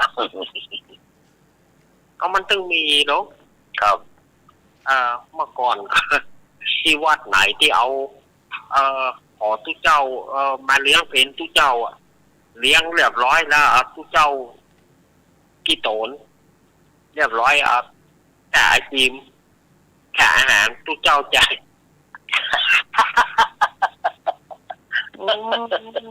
อีกก็มีล่ะมาเลี้ยงเพนน่ะโอ้อาจารย์เข้าใจให้ดีจ้ะอาจารย์ฟังให้เด้อเอามาว่าแล้วให้อาจารย์ใจมาเลี้ยงเพนน่ะเลี้ยงเพนเรียบร้อยแล้วเดี๋ยวผมไปไม่คำเดียวไอติมก็มาอย่างก็มาแล้วไปจะจ่ายเงินผมเนี่ยไอติมว่าแต่อาหารว่ะจำเป็นทุกอย่างก็จะไปได้จ่ายผู้จานตีตัวผู้จานก็จำเป็นได้จ่ายเปิดแล้ว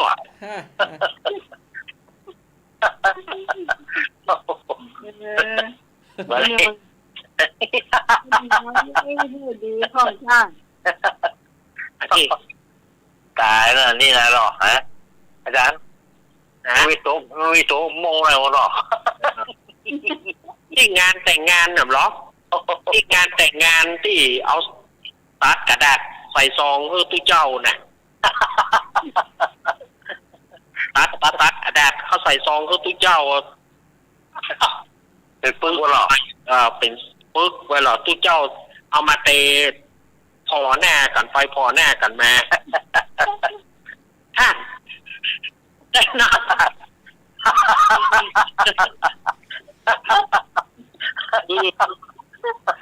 เอาไปเปียกกันนะเพราะเป็นว่าไปเอากระดาษตัดกระดาษเข้าใส่ซองเตะมันใหญ่ขึ้นเนาะโอ้นั่นเขียนใจนี่ใจหนึ่งด่ะเนี่ยให้เขียนตัวเล็กใส่ในหั่นตัวเนาะ500หรือป้านนี้เนาะ500หรือป้านน่ะมาของผมพีทกะฮะถ้าว่าของท่านพีทเราของผมก็มีอย่างเดียวกันเนี่ยตู้เจ้า ที่ปลายจนขันนะตู้เจ้าว่าเดียวกันนะก็ของผมก็มีเยอะแยะนี่เอาไปแล้วเอาพี่นี่ใส่กัน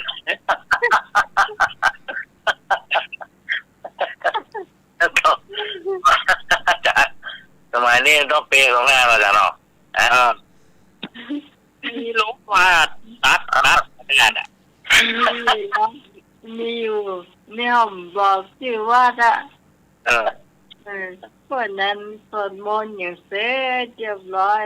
มันนั่งสมาธิยุบ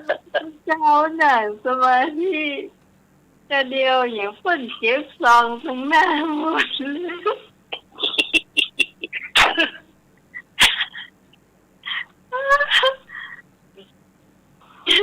โดนหมดคือว่ารับตาเนาะอยู่นั่งสมาธิรับตาเนี่ยคนที่หนึ่งหรือคนที่หกบ่โดนนะถ้าผู้ชายรักผู้ใหญ่หรอกที่เจ็ดไปถึงสุดท้ายก็เหลือแต่มันก็ทำได้เนาะคนเฮานี่ก็ใครหนู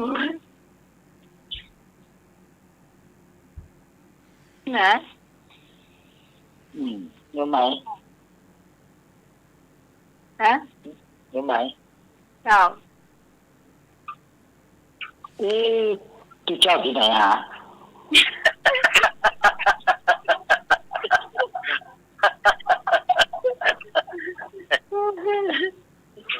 คืออย่างน้อยนะถ้าบอกชื่อไปนะ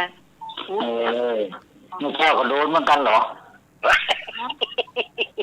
เอาซองกฎหมายวางไว้โยมผมมาก็เขียนซองกฎหมายนึกว่าจะใส่ซองที่ไหนได้เขียนอุทิศส่วนกุศลก็ให้คนนั่นคนนี้วะโทษเราก็ไม่ได้ดูเนาะเอายึดใส่กองอากาศตอนยืนมาโยมมาเปิดกองดูตุเรงไม่ใช่ตุ๊กี้ซองนี่อย่างมันมีกระซองอะไรเอาก็จะไปพูดว่าจับใส่อะกาวอ่ะถึงนั้นว่าข้างหน้าพอเขียนอุทิศให้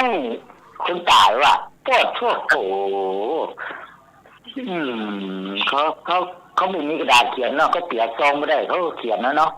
เขาก็มาแต่ว่าอะไรอ่ะโยมมาเปิดกองรู้อ้าวตุ๊กี้ซองนี่มันอย่างมีกระซองแบบได้ว่ะเอาอาจจะน่าจะไปพูดจะได้เปียใส่อะครับโอ้ไม่ได้ยินแก๊สกระดาษใส่ซองนี่มันนั่นก็ตัวใครตัวมันน่ะเนาะครับก็นึกว่าชาติก่อนเรามีในศีลในธรรมหมดแล้วเนาะมันมีหมดอะจริงทุกอย่างนะซึ่งเราไม่ได้ใจนะเราก็ตลกนะใจเขานี่ด่ะเนาะที่เจ้ามอกตนสองตนนี่ก็ยังว่าพอยังคิดว่ามันจะลืมมันมั่งเนาะครับแก้มันมั่งอะไรกันมั่งนี่สมมติว่าพระที่เจ้าสัก5 ตน 9 ตนนี่โอ้ทุกฟองเลยนี่มันก็รู้สึกว่าจะยังไงล่ะมันเจตนาถ้าใจถึงตั้งใจได้ก่อนมันก็จะโกรธวัดนั้นเต็มที่เต็มแก่นะครับไม่ลืมนะอาจารย์มันเป็นไปไม่ได้แล้วมันน่าจะมีการมาลืมมาลืมหรอกจะแก้ผิดอะไรสักอย่างอะไรอาจจะมีประวัติอาจจะมีอาจารย์นิพนธ์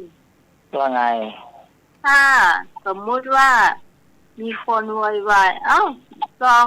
อยู่ตรงหน้าผมจะที่หายไปไหนแล้วคือจะเกิดอย่างขึ้นมันเหลือเก๋คนใจร้อนใจเย็นก็ต้องถามกันตั้งแต่คนเจ็ดไปถึงคนสุดท้ายไม่ได้สักคน โอ้ยอันนั้นองค์แรกเขาเก็บไว้ที่ไปแจกที่วัดมั้งเก็บรวมกันแล้วมันก็แจกที่วัดผมติดใจที่เพื่อนเอาเข้าอย่างมาเลี้ยงเพลงนี่เลย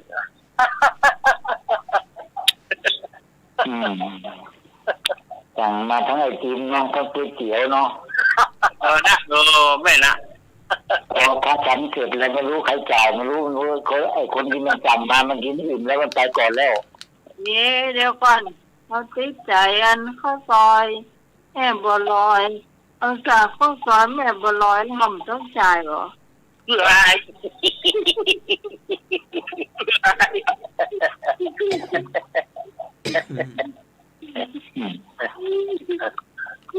แม่ป่านฟอนเลยนะปันกอนไม่เป็นตอนอ่ะมีเป็นฟอนเงินเนาะใช่เลยโอ้ให้หัวเลยล่ะสงสารอาจารย์สงสารแต่อาจารย์ผอซื้อส่งเสาวิทยุหมดไปหลายตังค์ละไปจ่ายค่าอาหารเพลนอีกก็ไม่ไหวแล้วมั้งโอ้ดิเสียงเหรอเสียงเราเจี๊ยอีกเลยน้ำไปแล้วหลับดีกว่าโอ้เป็นดีนคนไกลๆเขาโทรมาก็เลยโทรมามั่งนอนฟังดูแล้วก่อนรับเสื้อไปรับได้จะได้เกิดเขาเล่าขวัญข้างหลังมามันจะยินนะฟังตอนนั้นแล้วบอกเลยว่าเสียสีการชลากลับมาขอขมาที่บ้านว่ะก็ด่ากันการชลาพอถึงเวลาก็กลับมาขอขมากันที่บ้านไม่ได้ไงเนาะยังไงเนาะ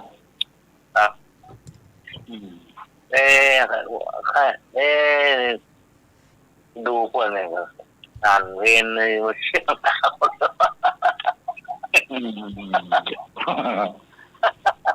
ลุงหน่วยนิมนต์ฉันเพลกะต้องมีอะไรสักอย่างอ่ะเนาะยังไงเนาะโอ้เจ้าพญาเนี่ยมันเลยใจมันด่าหน่อยครับงานนิมนต์ฉันเพลใจเหรอนิมนต์ฉันเพลกะจะได้ตีกองเพล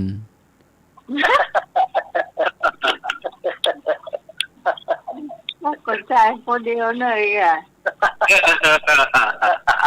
จะได้ไปนิมนต์พระสงฆ์สมณเณรน้อย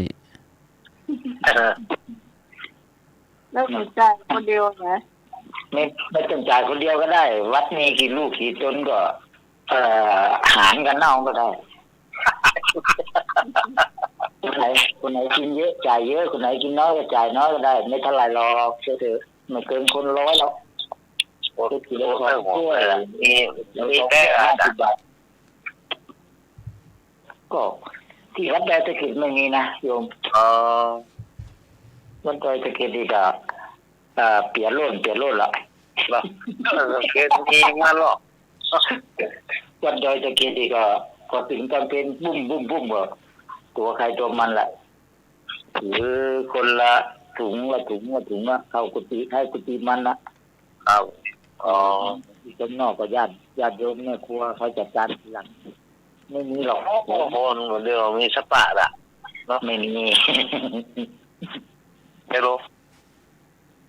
เอาพวกกลัวบ้าโปรแกรมละไปแข่งอ้อนดีกว่าปะอย่างทางนี้ดีกว่าอย่าง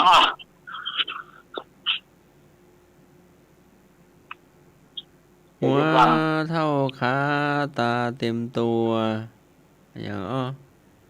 สับปะรดถูกต้อง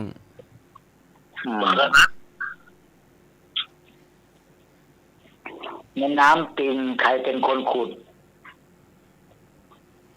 คน ตุลุง ไปแล้วไม่อยู่ละ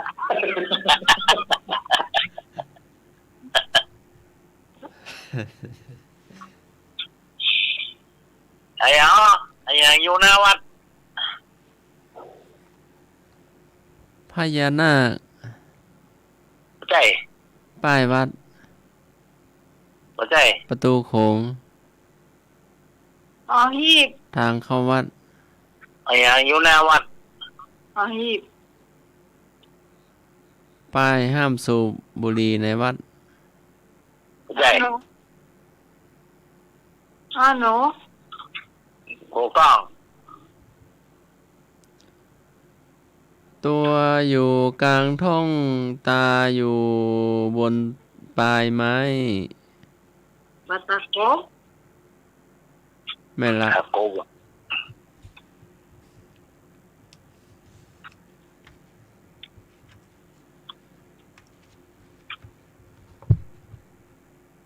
มาถามมา แป๊บแป๊บเผาห่อเกลือไปเหนือก็รอดไปใต้ก็รอด กระเป๋าสตางค์ รองเท้า เนี่ยไอ้ก็เนี่ยสะปัดสอบพอเกลือเนี่ย ไปทางเหนือก็รอดไปใต้ก็รอด เนี่ยกระเป๋าสอันเหมือนใจอ๋อไม่ใช่อันรองเท้า ไอ้อ๋อนั่งสูงยืนต่ำ เราทำหูเราสอบมาเป็นสาวเสือแล้ว ฮะ เราสอบมาเป็นสาวเสือแล้ว โลกความจำดีมากเลยโพสต์บวกเขียนเนี่ย นั่งสูง ครับ นั่งสูงยืนต่ำไอ้หยังนะเด็กเด็ก แมวน้อย บาใจ พระน้อย ไปว่าใจ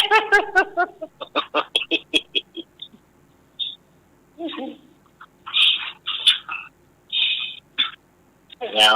นั่งสูงยืนต่ำ หนูหนูน้อย โอ้ ตุกโต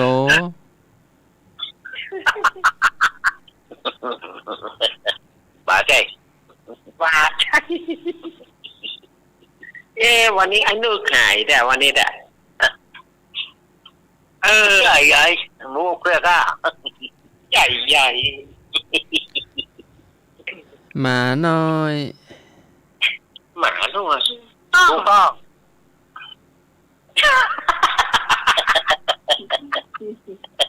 หมาหน่อย แต่ ไม้ คนหน้ามันสูงอ่ะเนาะแล้วมันยืนมันต่ำอ่ะหน้ามันสูงอ่ะ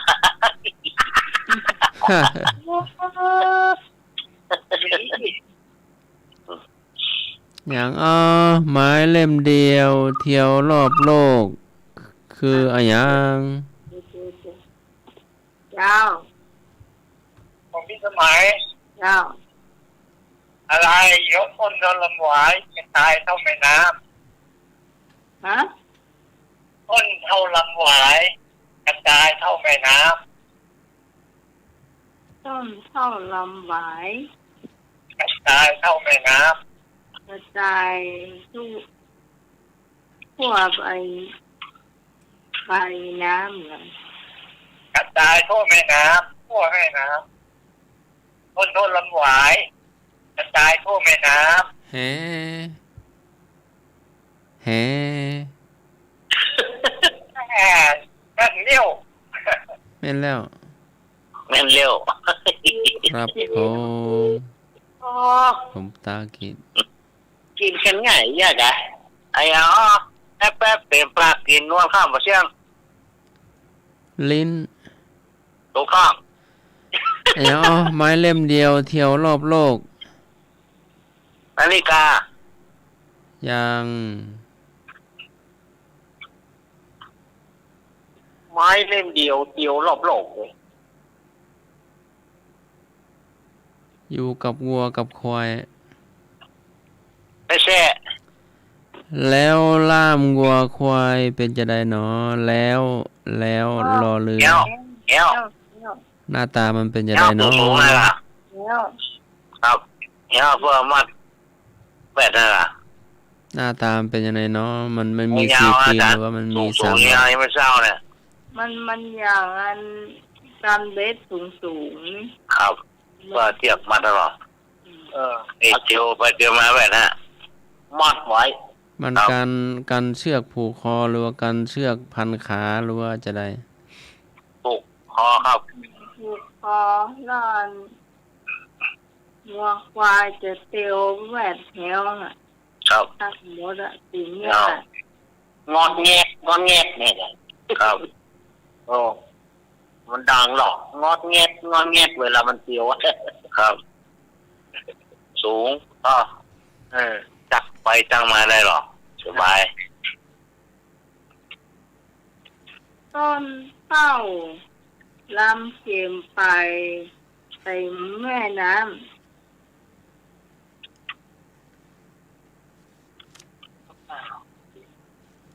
ไปเต็มแม่น้ ำ ำเอาแว่น ต้อง คนแปลงบ่ได้ใจ คนไทยซื้อบ่ต้องการ คนบ่รู้ความได้อยู่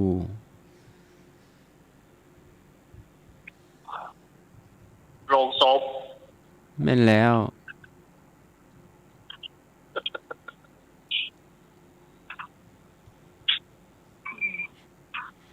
คำถามสุดท้าย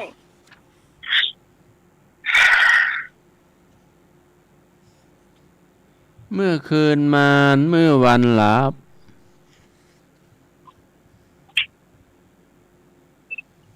อย่างเมื่อคืนมานเมื่อวันหลับ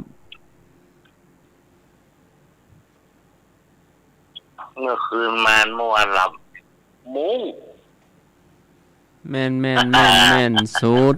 ดวงเล็บมุง สูตรสูตรกับมุ้งนั่นน่ะครับ น้องฟังมันอันอย่างนู้นนะมันไม่ใจบ้านนะ เอาเมื่อคืนมันเข้าไปอยู่ในฮะหลอกหูโป่งเว้ยน่ะ จ้าก็สภาพเขาสีนั่นหรอกนั่นแหละยันอะไรหรอก เออ เจ้าหมดเวลาละลา ครับ เวลาก็เวครับผมกลับไปสาธาอาจารย์พระครูสมุอิสวัสดิ์ครับโอเมตตาครับ พูดไปก่อน กลับไปสาอาจารย์สมัครครับผมช่วยครับอาจารย์ยอมรับครับครับไปสาอาจารย์นิพนธ์วัดมากครับเจ้าทุกท่านทุกคนครับรับดีฝันดีครับผมครับร้อยสาวครับผมดีครับ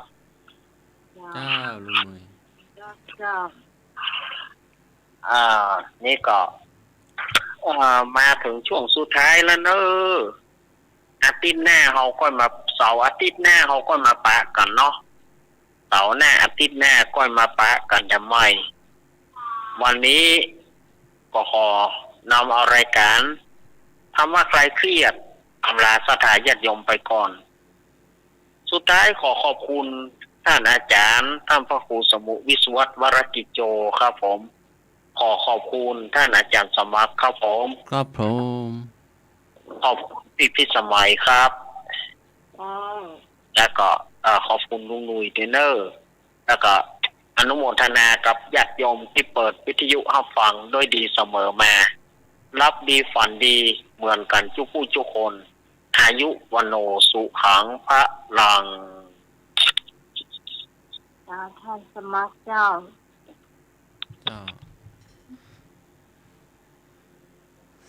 สัมมัคคานังตะโปสุโข ความเพียรของหมู่ชน ผู้พร้อมเพรียงกันทำให้เกิดสุข ขอกราบนมัสการและขอเจริญพรจ้าสำหรับค่ำคืนนี้ขอบคุณคนผู้ฟังทุกเสียงทุกสายที่มาเจอกันจัดรายการธรรมะใครเครื่องเฮาผ่านพ้นไปด้วยดีเราจะมาพบปะกันบ่ายเสาร์อาทิตย์หน้าเจ้าตั้งแต่3 ทุ่มถึงเที่ยงคืนสำหรับวันนี้ทีมงานธรรมะใครเครื่องเฮาต้องขอบคุณอาจารย์เจ้าครูสมวิศวะวรกิจโจผู้อำนวยการสถานีผู้ควบคุมเสียงเลือกเพลงคุณผู้ฟังได้ฟังสวยสำหรับพระเจ้าพิสมัยสุริโยดรจากบ้านดอนตาลบนเหมือนแก้วอำเภอแม่ริมจังหวัดเชียงใหม่ขอลาคุณผู้ฟังไปเพียงปีก่อนสวัสดีเจ้า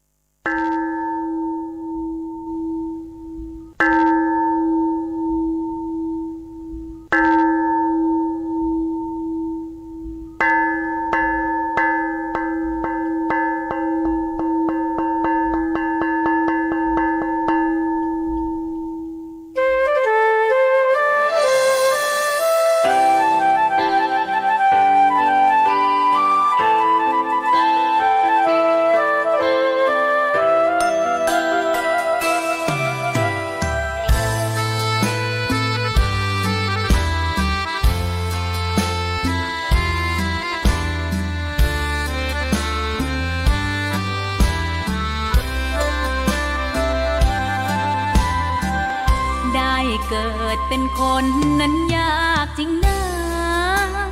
เพราะพุทธศาสนา